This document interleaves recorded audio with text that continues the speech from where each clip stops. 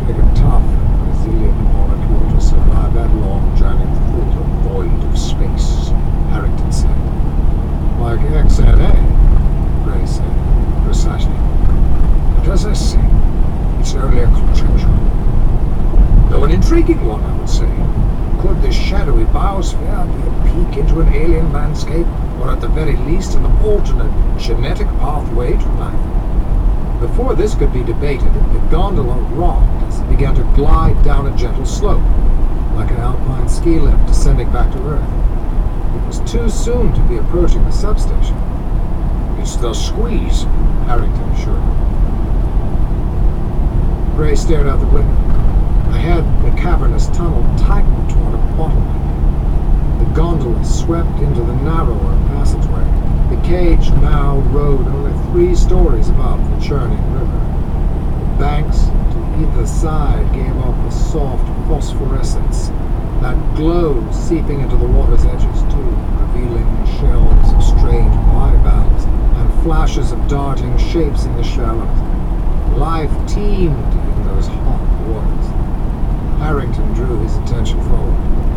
Earlier, you asked how I knew others had discovered these tunnels before our team. Look there. The gondola rode around a bend in the squeeze, and a grey shape appeared ahead, tall enough to scrape the roof.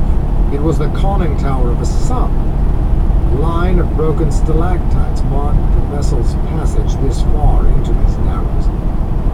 A majority of the submarine's cigar-shaped bulk was visible above the surface of the river, looking like a beached iron whale. As their cage drew abreast of the old ship, Ray noted an emblem on the tower's side. It was a black cross with a white submarine over it. German, Harrington said, from the 10th Flotilla of the Kriegsmarine, a Nazi U-boat. These tunnels must have been more deeply flooded at one time, Harrington explained.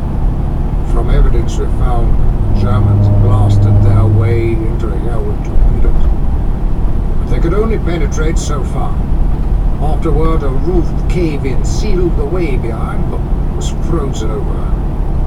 Even if the crew tried continuing on foot or by rowboat, I can't imagine they got very far.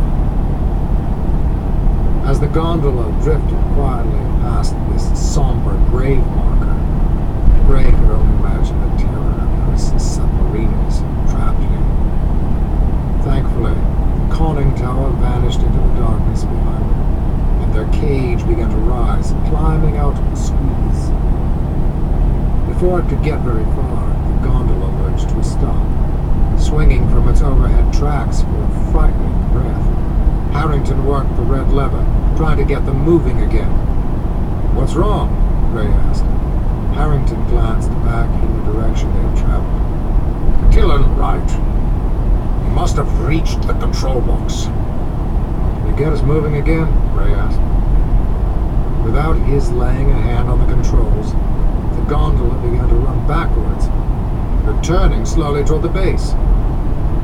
Right, must be trying to reel us back in. Harrington reached overhead to a red plastic handle and pulled one. A loud grinding pop sounded. The gondola swung to a stop.